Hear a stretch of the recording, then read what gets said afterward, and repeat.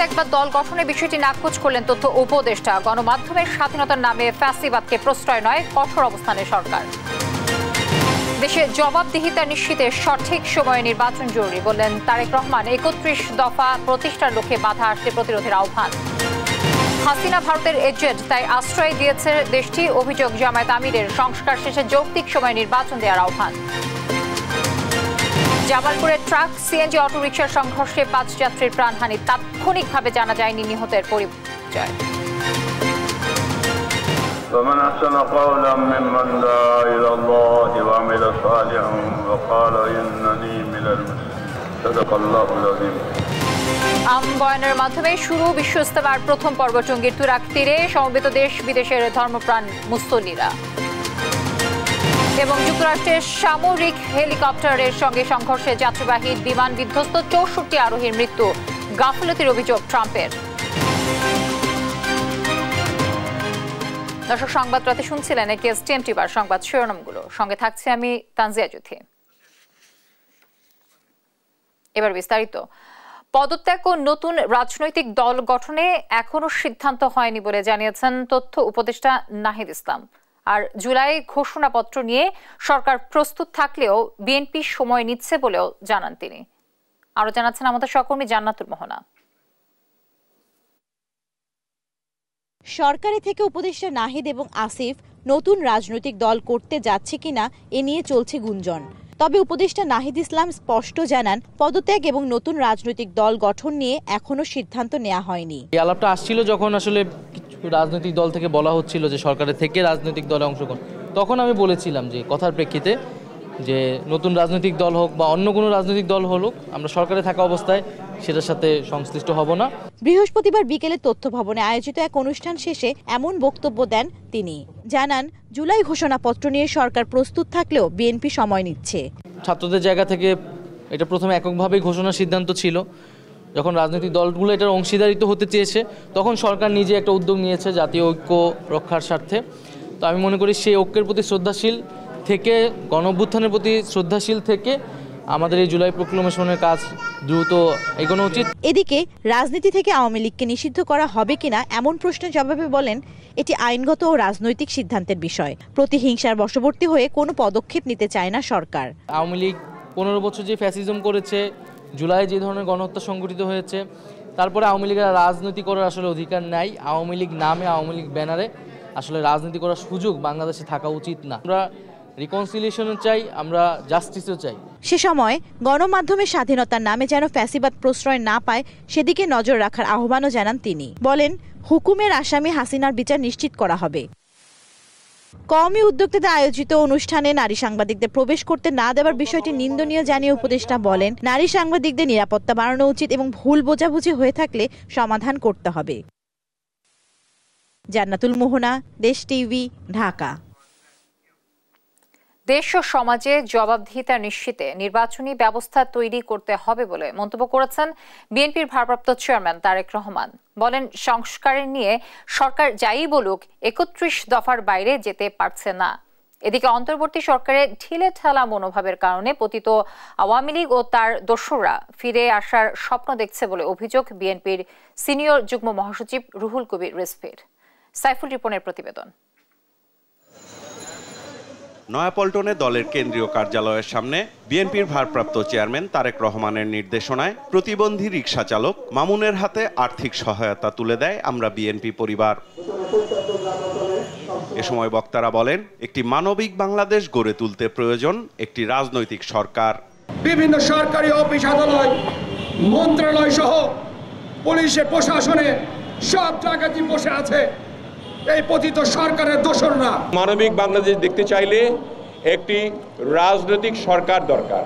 বিএনপির সিনিয়র যুগ্ম মহাসচিব রুহুল কবির রিজভী বলেন, কারো হরতালের ডাক নয়, বরং নির্বিচারে গুম খুন হত্যার অভিযোগে আওয়ামী লীগের বিচারের অপেক্ষায় দেশের মানুষ। কারাগার থেকেও মনে করছেন অনেকে যে আমরা বোধহয় খুব তাড়াতাড়ি বেরিয়ে পড়ে আবার সেই রাজত্ব ফিরে পাব। সরকারের উচিত তাদের তৎপরতা দেখানোর জন্য ঢিলেঢালাভাবে সরকার পরিচালনা করার জন্যই আজকে এই পরিস্থিতি তৈরি হয়েছে।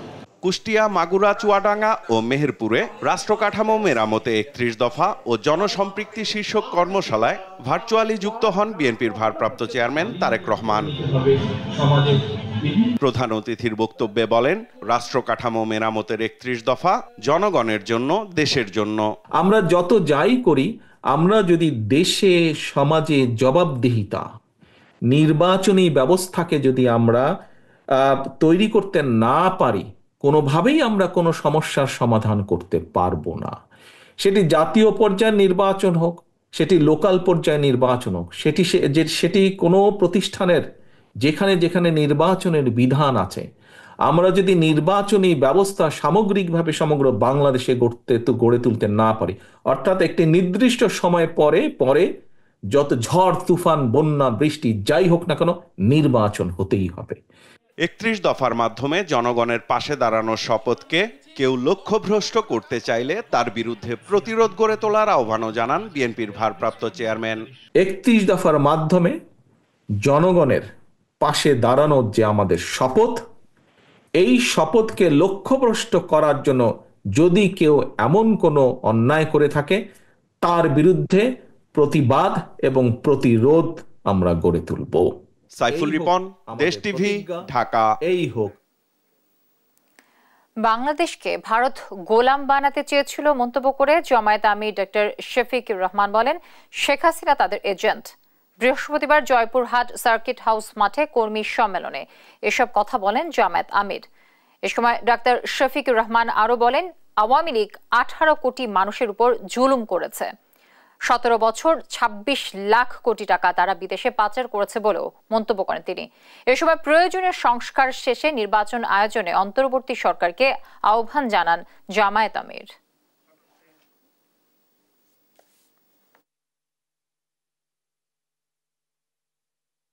একটা করাপশন ফ্রি, দুর্নীতিমুক্ত বাংলাদেশ দেখতে চায়। বাংলাদেশে আবার দুঃশাসন ফিরে না আসুক, তা তারা দেখতে চায়। তাই যদি করতে হয়, তাহলে অবশ্যই একটা অর্থবহ নির্বাচনের দিকে যেতে হবে জাতিকে। আর সেই নির্বাচন করতে হলে অবশ্যই গুরুত্বপূর্ণ কিছু সংস্কার সাধন করতে হবে। এই জন্য জামাতে ইসলামী 5 তারিখেই বলে দিয়েছে, এই সরকারকে আমরা যৌক্তিক সময় দিতে চাই প্রয়োজনীয় সংস্কার সাধনের জন্য। জামালপুর টাঙ্গাইল মহাসড়কে ট্রাক চাপায় সিএনজির 5 যাত্রী নিহত হয়েছেন। বৃহস্পতিবার সন্ধ্যা 7টায় মহাসড়কের দিঘপাথুই এলাকায় এ দুর্ঘটনাটি ঘটে। প্রত্যক্ষদর্শীরা জানায়, সিএনজি অটোরিকশাটি যাত্রী বোঝাই করে টাঙ্গাইল থেকে জামালপুরের দিকে যাচ্ছিল। দিঘপাথুই এলাকায় পৌঁছলে বিপরীত দিক থেকে আসা একটি ট্রাকের সঙ্গে মুখোমুখি সংঘর্ষ হয়। এতে ঘটনাস্থলেই চালক সহ সিএনজির 5 যাত্রী নিহত হয়। তাৎক্ষণিকভাবে নিহত 5 জনের পরিচয় পাওয়া যায়নি। সংঘর্ষের পর পালিয়ে যায় ঘাতক ট্রাকটি।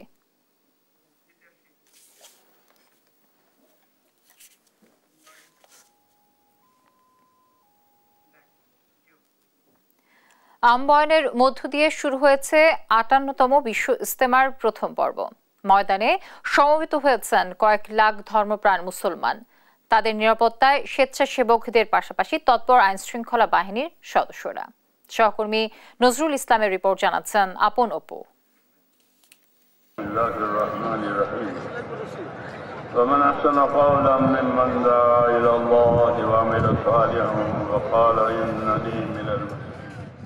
বৃহস্পতিবার বাদ মাগরিব ভারতের মাওলানা ইব্রাহিম দেওলার আমবয়ানের মধ্য দিয়ে শুরু হয়েছে এবারের বিশ্ব ইজতেমার প্রথম পর্বের আনুষ্ঠানিকতা। এদিন ভোর থেকেই টঙ্গীর তুরাগ তীরে দূর দূরান্ত থেকে জমায়েত হতে থাকেন মুসল্লিরা। বেলা বাড়ার সঙ্গে সঙ্গে বাড়তে থাকে ধর্মপ্রাণ মুসলমানদের ঢল। খিত্তায় ভাগ হয়ে সকাল থেকেই বিভিন্ন প্রস্তুতিমূলক আলোচনায় পার করেন সময়। প্রায় 10,000 সাথী আমাদের বিভিন্ন খিত্তা এবং ময়দানের ভিতরে যে সমস্ত রাস্তাগুলো আছে এখানে সুন্নত হিসাবে পাহারার আমলে আছেন এবং পুলিশ প্রশাসনের পক্ষ থেকে ওনারা যথেষ্ট আন্তরিকতার সাথে আমাদের সাথ দিচ্ছেন। তো বিশ্ব ইজতেমার মধ্যে যেন প্রতিটা মানুষের ঘরে ঘরে যেন ইসলাম পৌঁছে যায়। यहाँ की जो बंदोबस्त है बहुत अच्छा बंदोबस्त है। यहाँ की जो ये लोग जो मेहमान हमें और ये लोग जो हमें सेवा कर रहे हैं इसमें हम बहुत खुश है। এসছি বিশ্ব ইজতেমা, আমি কম বেশি প্রায় প্রত্যেক বছরই আসি এখানে। এখানকার পরিষেবা অসাধারণ। শুধু দেশের বিভিন্ন প্রান্ত থেকেই নয়, বিদেশ থেকেও আসছেন তাবলিগের অনুসারীরা। নির্বিঘ্নে ইজতেমা পালনে নেওয়া হয়েছে পর্যাপ্ত নিরাপত্তা ব্যবস্থা। ময়দান ও আশপাশে নিয়োজিত আইনশৃঙ্খলা বাহিনীর প্রায় ৭,০০০ সদস্য, রয়েছে ১০,০০০ স্বেচ্ছাসেবীও। চেকপোস্ট ও ওয়াচ টাওয়ার সহ ৩৩৫টি ক্লোজ সার্কিট ক্যামেরার পাশাপাশি ড্রোন ক্যামেরাতেও সার্বক্ষণিক পর্যবেক্ষণ করা হচ্ছে। আকাশপথে হেলিকপ্টার টহল ও নদীতে স্পিডবোটে নিশ্চিত করা হবে নিরাপত্তা। ইজতেমার যে মুরব্বীরা আছে তাদেরও একটা নিরাপত্তা ব্যবস্থা থাকে, তাদের সাথে সমন্বয় করে নিরাপত্তা জোরদার করেছি। আশা করি ইজতেমাকে কেন্দ্র করে কোনো অঘটন হবে না ইনশাল্লাহ। আমরা সকলে সতর্ক আছি। এবারের ইজতেমা আয়োজন হচ্ছে ৩ পর্বে। প্রথম পর্ব শেষ হবে ২ ফেব্রুয়ারি, আর দ্বিতীয় পর্ব ৩ ফেব্রুয়ারি শুরু হয়ে ৫ ফেব্রুয়ারি হবে আখিরি মোনাজাত। এই ২ পর্ব আয়োজন করছে শুরায়ে নেজাম বা জুবায়ের পন্থীরা, আর ১৪ থেকে ১৬ ফেব্রুয়ারি হবে সাদপন্থীদের ইজতেমা। নিউজ ডেস্ক, দেশ টিভি। জুলাই আগস্টের গণহত্যার ঘটনায় মানবতা বিরোধী অপরাধের মামলায় পরোয়ানাভুক্ত আসামিদের গ্রেফতারে পুলিশের গড়িমসি নিয়ে প্রশ্ন তুলেছেন আন্তর্জাতিক অপরাধ ট্রাইব্যুনাল। আদালত প্রসিকিউশনকে বলেছেন, আসামিদের গ্রেফতারে যাদের গাফিলতি রয়েছে তাদের বিরুদ্ধে ব্যবস্থা নিতে হবে। যদি আইজিপিরও গড়িমসি পাওয়া যায় তবে তার বিরুদ্ধে ব্যবস্থা নিতে নির্দেশ দিয়েছেন ট্রাইব্যুনাল। সাবরিনা মজুমদারের রিপোর্টে আমরা বাকিটা জানব। বৈষম্য বিরোধী ছাত্র আন্দোলনে রাজধানীর যাত্রাবাড়িতে গুলিবিদ্ধ বন্ধুকে টেনে নিয়ে যাওয়ার সময় গুলিবিদ্ধ হন ইমাম হাসান তাইম। বৃহস্পতিবার এই ঘটনার আসামি সাবেক ওসি আবুল হাসান ও এসি তানজিল আহমেদকে দ্বিতীয়বারের মতো হাজির করা হয় আন্তর্জাতিক অপরাধ ট্রাইব্যুনালে। এ মামলায় ৪ আসামি এখনও পলাতক। শুনানির এক পর্যায়ে পরোয়ানাভুক্ত আসামি গ্রেফতারে গাফিলতির অভিযোগ আনেন একজন প্রসিকিউটর। তখনই ক্ষোভ উগরে দেন চেয়ারম্যান। প্রসিকিউশনকে উদ্দেশ্য করে বলেন, আইজিপি ডিএমপি কমিশনার যার গাফিলতি পাওয়া যাবে তার বিরুদ্ধে ব্যবস্থা নিতে হবে। তারা তামাশা করতে বসেননি বলেও মন্তব্য করেন ট্রাইব্যুনালের চেয়ারম্যান। ওয়ারেন্টভুক্ত আসামিদের নিয়ে ট্রাইব্যুনাল ও প্রসিকিউশন অসন্তুষ্ট হলেও গণমাধ্যমের সামনে এসে এড়িয়ে যান প্রসিকিউটররা। এই বিষয়ে যে যাদের বিরুদ্ধে ওয়ারেন্ট হয়েছে তাদের যে এক্সিকিউশন রিপোর্ট দেওয়ার কথা, সেটা নিয়ে একটু কথাবার্তা হয়েছে ট্রাইব্যুনালে। ট্রাইব্যুনালের চেয়ারম্যান বেশ কিছু কথা বলেছেন। কি বলেছেন? দেখেন, ইনভেস্টিগেশন এর বিষয়ে বা ওয়ারেন্টের বিষয়ে ট্রাইব্যুনাল এবং প্রসিকিউশনে যে কথাবার্তাগুলো হচ্ছে এগুলা ওপেনলি বলার প্রয়োজনীয়তা আছে বলে আমি মনে করি না, এটা বলতে চাচ্ছি। এদিকে জুলাই গণহত্যার অপরাধ তদন্তে তল্লাশি ও জব্দ প্রমাণাদির পরীক্ষার জন্য প্রসিকিউশনের 2টি আবেদন মঞ্জুর করেন ট্রাইব্যুনাল। সেই সাথে 3 পুলিশ কর্মকর্তার বিরুদ্ধে গ্রেফতারি পরোয়ানাও জারি করা হয়। সাবরিনা মজুমদার, দেশ টিভি, ঢাকা। প্রায় 4 কোটি টাকার অবৈধ সম্পদ অর্জনের অভিযোগে সাবেক গৃহায়ন ও গণপূর্ত প্রতিমন্ত্রী শরীফ আহমেদের বিরুদ্ধে মামলা করেছে দুর্নীতি দমন কমিশন দুদক। বৃহস্পতিবার দুদকের নিয়মিত ব্রিফিংয়ে সাংবাদিকদের এই তথ্য জানান সংস্থাটির মহাপরিচালক আক্তার হোসেন। এ সময় তিনি আরও বলেন, সাবেক প্রতিমন্ত্রী শরীফের বিরুদ্ধে 12টি ব্যাংক হিসেবে 42 কোটি টাকার বেশি সন্দেহজনক লেনদেনের প্রাথমিক প্রমাণ পেয়েছে দুদক। এছাড়া শরীফের স্ত্রী, শ্বশুর শাশুড়ি ও 2 শ্যালকের নামে বিপুল স্থাবর অস্থাবর সম্পদ থাকার প্রমাণও পেয়েছে সংস্থাটি। তাদের একাধিকবার জিজ্ঞাসাবাদের জন্য ডাকা হলেও কেউ দুদককে সহযোগিতা করেন বলে অভিযোগ করেন মহাপরিচালক। চিঠির জবাব না দেয় তাই শরীফের স্ত্রী ও 4 আত্মীয়র সম্পদ বিবরণী দাখিলের নির্দেশ দিয়েছে দুদক। ক্ষমতার অপব্যবহার করার মাধ্যমে অসাধু উপায়ে অর্জিত 3,83,50,000 টাকারও বেশি মূল্যের সম্পদ অর্জন এবং উক্ত সম্পদ বুক দখলে রেখে এবং 42,68,00,000 টাকারও বেশি অস্বাভাবিক লেনদেন করার মাধ্যমে অবৈধভাবে অর্জিত অর্থ স্থানান্তর, রূপান্তর এবং হস্তান্তর করার অপরাধে দুর্নীতি দমন কমিশন আইন 2004 এবং দুর্নীতি প্রতিরোধ আইন 1947 এবং মানি লন্ডারিং প্রতিরোধ আইন 2012 এর সংশ্লিষ্ট ধারায় আজ একটি মামলা রুজু হয়েছে। ব্যাটারি চালিত যানবাহনের জন্য 3 হুইলার ও সমজাতীয় মোটর যানের সুষ্ঠু ব্যবস্থাপনা ও নিয়ন্ত্রণ নীতিমালা 2024 চূড়ান্ত করে দ্রুত গেজেট প্রকাশ করা সহ 8 দফা দাবিতে অবস্থান কর্মসূচি পালন করছে রিকশা, ব্যাটারি রিকশা, ভ্যান ও ইজি বাইক সংগ্রাম পরিষদ। বৃহস্পতিবার সকাল 11টায় রাজধানীর জাতীয় প্রেস ক্লাবের সামনে এই অবস্থান কর্মসূচি শুরু হয়।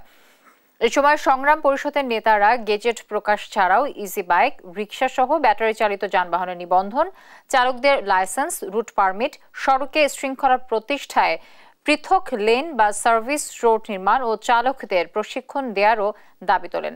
দাবি মেনে না নিলে ফেব্রুয়ারি মাসের পরিবার সহ অবস্থান কর্মসূচি ঘোষণা দেওয়া হবে বলে হুঁশিয়ারি দেন পরিষদের নেতারা।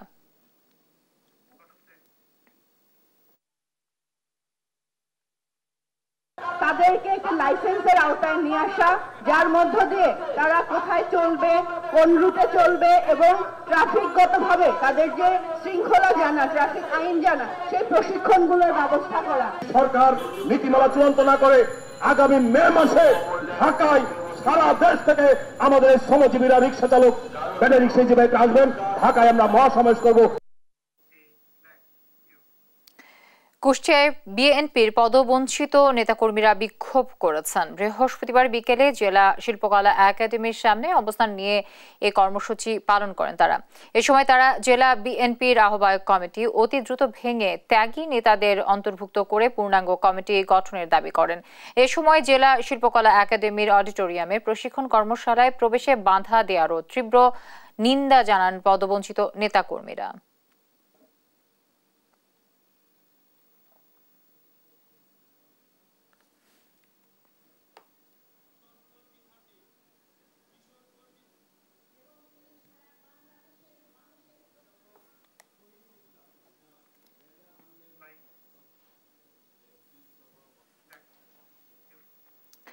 সেন্ট জোসেফ ইন্টারন্যাশনাল স্কুলের আয়োজনে অনুষ্ঠিত হয়ে গেল titanium inter school science festival 2025।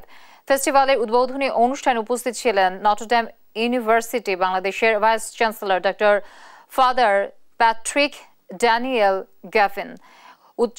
উৎসবে quiz, titanium olympiad, Rubik cube সহ বিভিন্ন প্রতিযোগিতা অনুষ্ঠিত হয়। এ সময় টাইটানিয়াম স্কুলের প্রিন্সিপাল ব্রাদার চন্দন গমেজ বলেন, এ ধরনের উদ্যোগ শিক্ষার্থীদের প্রযুক্তির নানা দিক সম্পর্কে জানার সুযোগ করে দিবে, পাশাপাশি শিক্ষার্থীদের সৃজনশীলতার বিকাশে সাহায্য করবে।